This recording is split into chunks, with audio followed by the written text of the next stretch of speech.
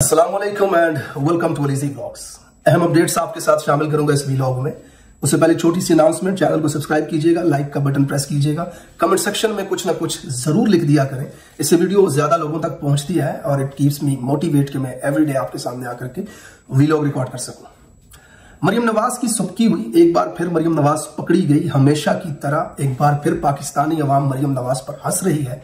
मुना खान नामी एक खातून ने कैसे मरियम नवाज को बेवकूफ बनाया और खुदपसंदी का शिकार मरियम नवाज क्या हरकत कर बैठी, तमाम तफसीलात आपके सामने रखूंगा।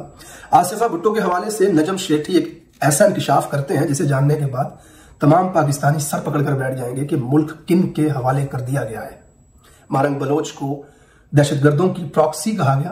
मारंग बलोच किस हाल में है, क्या वाकई दहशतगर्दों की प्रॉक्सी है, इसके ऊपर तफसील से बात करेंगे। तहरीक इंसाफ के मुज़ाकरात का चैप्टर बंद और एहतजाजी तहरीक दोबारा से शुरू होने वाली है, इसके ऊपर भी तफसील से आज बात करेंगे। पंजाब हुकूमत ने ऐसा कानून पास कर दिया जिसके मुताबिक अब उनके पास लाइसेंस है, किसी को भी कहीं पर भी किसी भी वक्त गिरफ्तार किया जा सकता है। इसके ऊपर भी तफसील से बात करेंगे।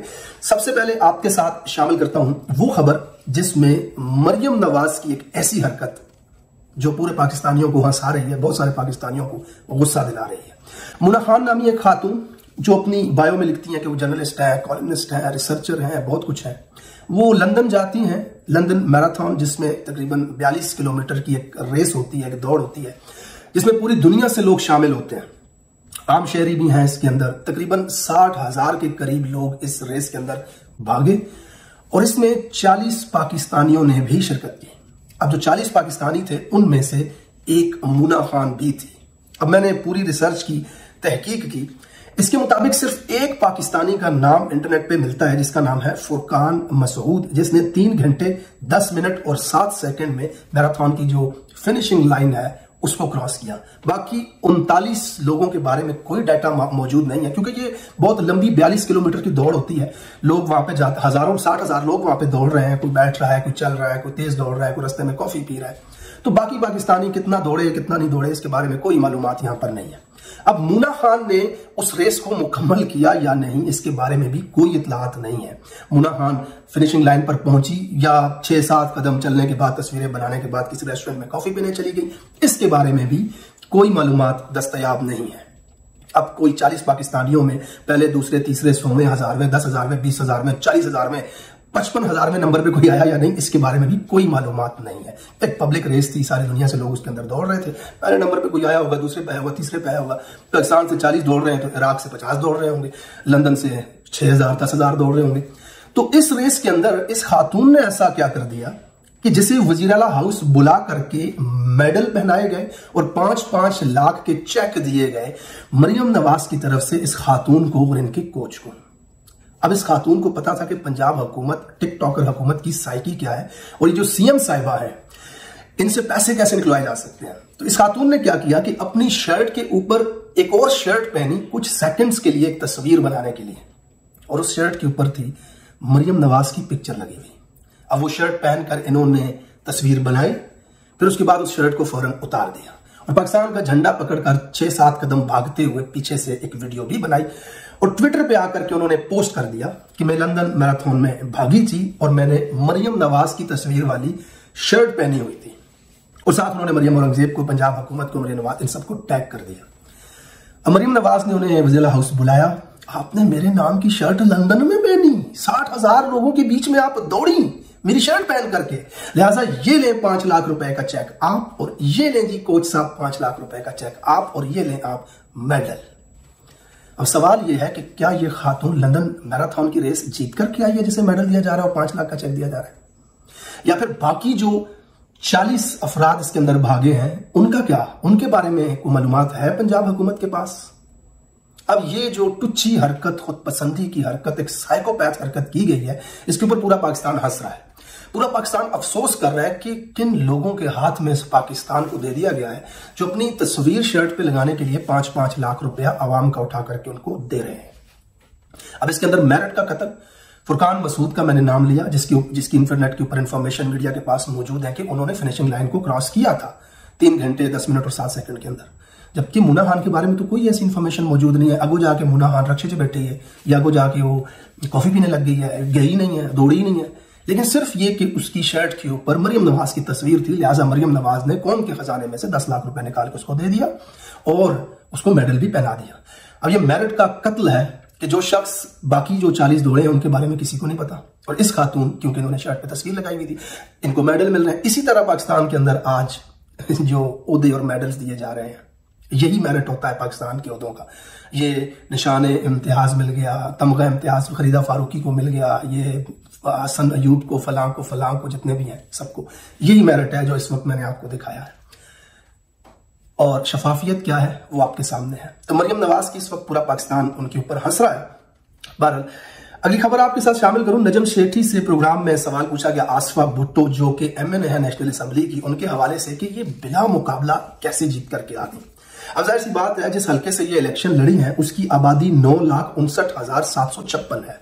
अब इतने 9,59,000 लोगों में से कोई तो ऐसे होंगे जो इलेक्शन में आना चाहते होंगे, जो इलेक्शन लड़ना चाहते होंगे, तो इस खातून को बिला मुकाबला कैसे जितवा दिया गया। एक ना तजर्बाकार यंग खातून जो है बेनजीर की बेटी और जरदारी की, उसके मुकाबले में कोई खड़ा ही नहीं हो रहा है इस हल्के से।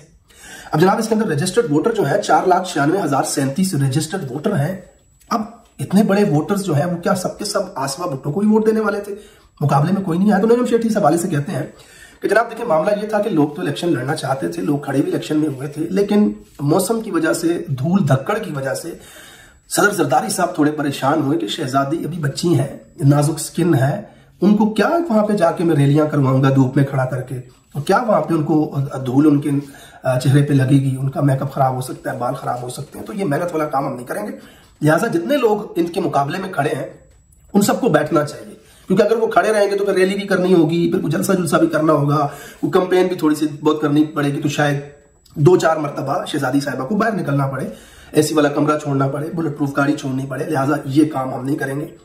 तो इंतजाम किया जाए उन तमाम लोगों का जो इलेक्शन लड़ना चाहते हैं, उन सबको बिठाया जाए और आसिफा साहिबा को बगैर किसी मुकाबले के ईवान में पहुंचाया जाए। पाकिस्तानियों, आपके मुल्क का यही सच है, इस ईवान के अंदर ऐसे लोग पहुंचते हैं। अब ये तकरीबन 9,59,000 लोगों की जो नुमाइंदा हैं वो इस तरह से ईवान के अंदर पहुंची हैं। ये कितनी अनफॉर्चुनेट सिचुएशन है, इससे आप अंदाजा लगा। बहरहाल siyaset.pk की इस खबर के मुताबिक पंजाब हुकूमत ने गोंडा एक्ट 2025 का मुसवदा तैयार कर लिया है।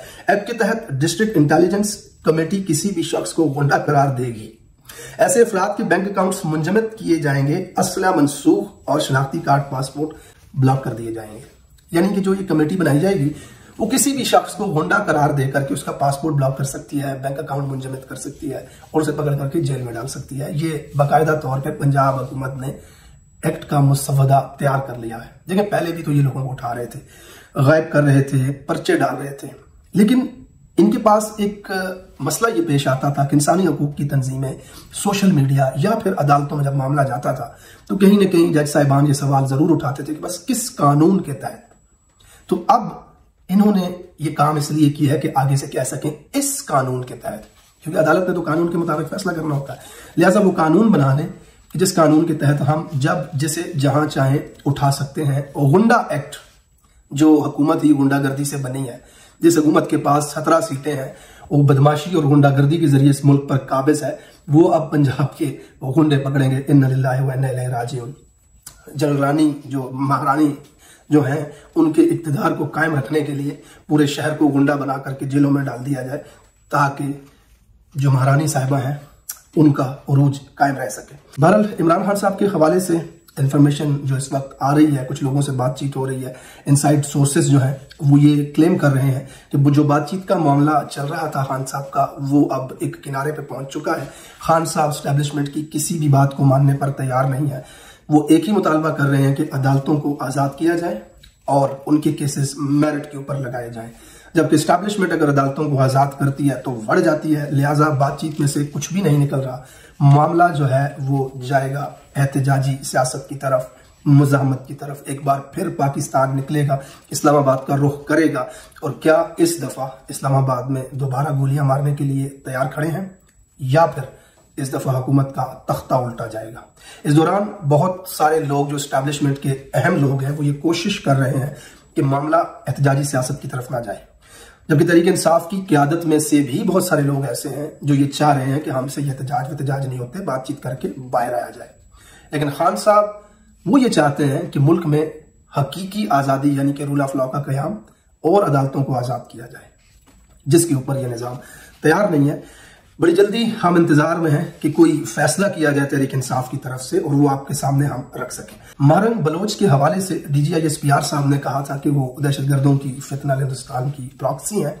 उसके ऊपर मैंने एक ट्वीट किया था जिसमें मैंने लिखा था कि मेरा एक सवाल है, हर वो शख्स, हर वो ग्रोह, हर वो अदालत, हर वो हुकूमत, हर वो इदारा दहशतगर्द है जो बेगुनाहों की मौत में मुलव्वस है। मेरा नहीं ख्याल कि किसी भी अकल रखने वाले बाशऊर शहरी को इस जुमले से एतराज होगा। अब मारंग बलोच ने कितने कत्ल किए या कितने हमलों में मुलव्वस है, ये अवाम को बताया जाए। अब जब मारंग बलोच के ऊपर हम उनकी जिंदगी में नजर डालते हैं तो मारंग बलोच लाखों का मजमा लेकर के माइक पकड़े गुमशुदा अफराद की बाजियाबी का मुतालबा करते हुए नजर आती है, जिसके साथ बलूचिस्तान की लाखों खवातीन, लाखों मर्द नौजवान निकलते हैं और अपना हक मांगते हुए नजर आते हैं। आज मारंग बलोच, जिनको इंटरनेशनल दुनिया मारूफ बलोच इंसानी हकूक की कारकुन कहती है, बलोच यकजहती कमेटी BYC की रहनुमा कहा जाता है, उनको 22 मार्च 2025 को कोयटा में पुरअमन धरने के दौरान गिरफ्तार किया गया। ये धरना जबरी गुमशुदगियों और सिक्योरिटी फोर्सेस के खिलाफ एहतजाज के तौर पर मुनक्कद किया गया था। इब्तदाई तौर पर 3 MPO के तहत इनको गिरफ्तार किया गया, जो एक इंतजामी कानून है, लेकिन बाद में इन पर संगीन इल्जामात लगाए गए। 3 अफराद के कत्ल का मुकदमा, दहशतगर्दी और बगावत के इल्जामात। जज साहब के पास जमानत की दरख्वास्त दी गई तो जज साहब डर गए, उन्होंने दरख्वास्त वापस कर दी, क्योंकि बलूचिस्तान के ऊपर किसका कब्जा है, बलूचिस्तान कैसे चल रहा है, वो तो आप सबको पता ही है। लेकिन एक अफसोसनाक वीडियो आज मेरी नजर से गुजरी। अब मैं चाहता हूं कि आप इस छोटे से क्लिप को जरा देखें।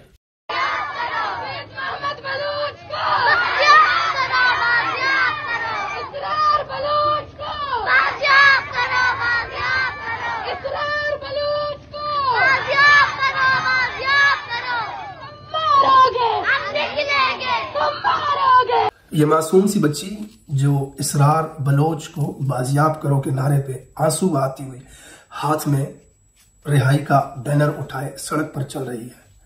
ये लोगों की मासूम कलियां हैं, लोगों की मासूम बच्चियां हैं, जिनकी जिंदगियां सड़कों पे रुल रही हैं। अपने अजीज व अकारब, बाप, भाई, चाचा, मामा, जिनको अगवा किया गया, हब्से बेजा में रखा गया, उनकी बाजियाबी के मुतालबे कर रही हैं।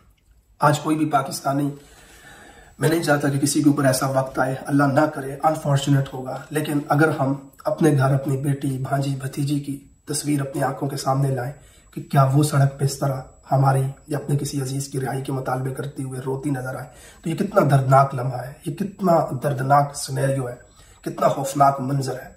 ये भी किसी की बेटियां हैं जो सड़क पे इस तरह रोते हुए अपने प्यारों की आज़ादी के मुतालबे करती हैं। डॉक्टर मारंग बलोच भी इसी उम्र से सड़कों पर निकलकर चिल्लाना शुरू हुई थी। वो सड़कों पे निकल के चीखती थी, रोती थी, मेरे वालिद को बाजियाब करो, फलां को बाजियाब करो। ये तमाम फुटेजेस मारंग बलोच के बचपन की हैं। उसका बचपन पाकिस्तान और बलूचिस्तान की सड़कों पे ये चीखते हुए गुजरा है कि मेरे बाप को बाजियाब करो। फिर एक दिन उसके बाप की मसखशुदा लाश उन्हें मौसूल हुई और फिर मारंग बलोच खड़ी हुई इस मुतालबे के साथ कि बलूचिस्तान के तमाम मिसिंग पर्सनस को बाजियाब किया जाए। अगर कोई मुजरिम है, अगर किसी ने जुर्म किया है, अगर कोई गद्दार या मुल्क दुश्मन है, तो अदालतों में उनके केसेस चला करके ये बात साबित की जाए। जबकि दूसरी तरफ से हमेशा दिफा करने वालों का, एस्टैब्लिशमेंट या फिर उनके आलाकारों का टीवी पर एक ही बयानिया होता है कि जब अदालत में हम लेकर के आते हैं ऐसे मुजरिम को तो वो छूट जाते हैं। तो जब अदालत से कोई छूटता है तो फिर वो मुजरिम नहीं होता, इसीलिए छूटता है। सबूतों, गवाहों की कमी होती है, सच नहीं होता, तभी वो छूटता है। लिहाजा हम खुद ही जज हैं, हम खुद ही ज्यूरी हैं, हम खुद ही फैसला करेंगे, हम खुद ही गवाह हैं, हम खुद ही कानून हैं। पकड़कर गायब कर दिया जाता है बहुत सारे लोगों को। तो मारंग बलोच के हवाले से जो बयान दिया गया उस पर सोशल मीडिया पे बहुत सख्त किस्म का लोगों का रद्द-ए-अमल आ रहा है। Thank you so much for watching this video. अगले वीडियो में आपसे तफसील से बात होती है। अल्लाह हाफिज।